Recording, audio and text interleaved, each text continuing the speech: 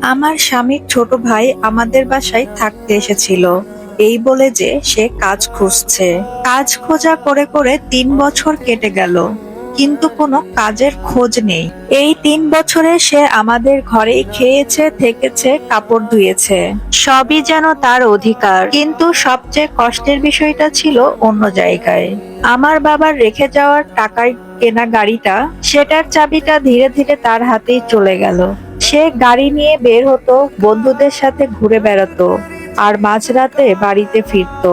গাড়িতে এক ফোঁটা তেলও থাকতো না। সবকিছু আমি চুপচাপ সহ্য করতাম শুধু একটা কারণে, সংসারটা যেন ভেঙে না যাক। আর আমার স্বামীও প্রতিদিন আমার হাত ধরে বলতো, একটু সহ্য করে দাও, ও তো তোমার ছোট ভাইয়েরই মতো।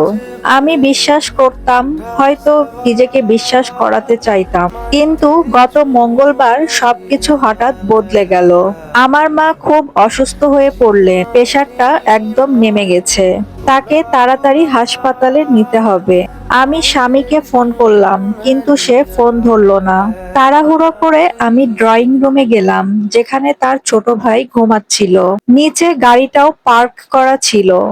আমি প্রায় কাঁদতে কাঁদতে বললাম, মোহাম্মদ প্লিজ তাড়াতাড়ি উঠো, আমার মা খুব অসুস্থ, গাড়িটা নিয়ে চলো, তাড়াতাড়ি হাসপাতালে যেতে হবে। সে হাই তুলে মোবাইলের দিকে তাকালো, সময় দেখলো এবং একেবারে ঠান্ডা মাথায় বলল, ঠিক আছে, কিন্তু এই ট্রিপের জন্য 500 টাকা লাগবে, আর ফেরার সময় গাড়িতে ফুল ট্যাঙ্ক তেল দিতে হবে। আমি স্তব্ধ হয়ে গেলাম। মনে হচ্ছিল আমি ভুল শুনছি, হয়তো সে মজা করছে। আমি কাপা গলায় বললাম, 500 টাকা? এই গাড়ি তো আমার, আমি কিনেছি, আর গত মাসে তোমার জন্য সেটা মেরামত করেছি। সে স্বাভাবিকভাবে চটি পরে উঠে দাঁড়ালো, বলল, গাড়িটা এখন আমার হাতেই থাকে। আমার কষ্ট, আমার সময়, সবকিছুরই দাম আছে, না হলে উবার ডাকো। সেই মুহূর্তে আমার ভেতরটা ভেঙে চুরমার হয়ে গেল। আমি কিছু না বলে নিজের ঘরে ঢুকে দরজা বন্ধ করে দিলাম। উবার ডেকে মাকে হাসপাতালে নিয়ে গেলাম। পুরো পথটা আমার চোখের পানি থামেনি। শুধু ক্লান্তি নয়, অপমান, কষ্ট, অসহায়তা, সব একসাথে। রাতে যখন আমার স্বামী বাসায় ফিরলো, তখন তাকে সব খুলে বললাম। আমি ভেবেছিলাম সে রেগে যাবে, ভাইকে বকা দিবে, অন্তত আমাকে একটু সান্ত্বনা দিবে। কিন্তু সে সোফায় বসে একদম ঠান্ডা গলায় বলল, এত রাগারাগি করার কি আছে, ও একটু বেশি হিসাব করেছে, ঠিক আছে? ও তো কষ্ট করে গাড়ি চালাবে, তুমি কি ভেবেছো ও কি তোমার ফ্রি ড্রাইভার? সেই মুহূর্তে আমি বুঝে গেলাম, এই ঘরটা আর আমার না, এই মানুষগুলো আমার আপন কেউ না।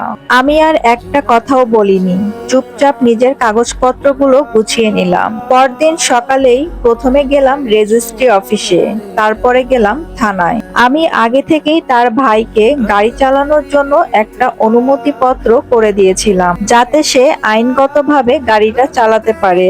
মাত্র 10 মিনিটে আমি সেই অনুমতি বাতিল করে দিলাম। তারপর থানায় গিয়ে অভিযোগ করলাম, একজন অপরিচিত ব্যক্তি আমার গাড়ি অবৈধভাবে চালাচ্ছে।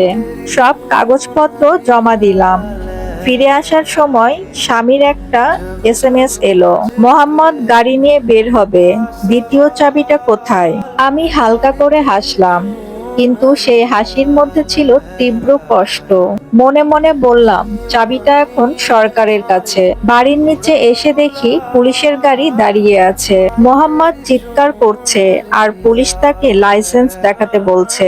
তার হাতে যে অনুমতি পত্রটা ছিল, সেটা ছিল শুধুই এখন মূল্যহীন একটা কাগজ। আর আমার স্বামীর চোখে যে নিস্তব্ধতা দেখেছিলাম, সেটা কোনো ঝগড়ার চেয়েও বেশি শক্তিশালী ছিল।